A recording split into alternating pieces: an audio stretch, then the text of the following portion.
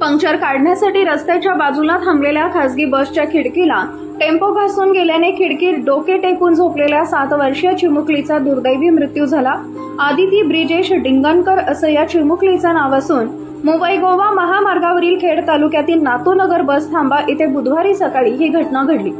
गोरेगाव मुंबई येथून आदिती ही आपल्या आई वडील व कुटुंबियांसमवेत शाळेला सुट्टी पडल्याने गुहागर तालुक्यातील जामसूद इथे खासगी आराम बसने येत होती। खेड तालुक्यातील कशेडी घाट उतरल्यानंतर बस पंक्चर झाल्याचे चालकाला जाणवले। महामार्गावरील नातूनगर बस थांब्याजवळ पंक्चरसाठी रस्त्याच्या बाजूला गाडी उभी केली होती। या गाडीत खिडकीला डोके टेकून आदिती झोपलेली होती।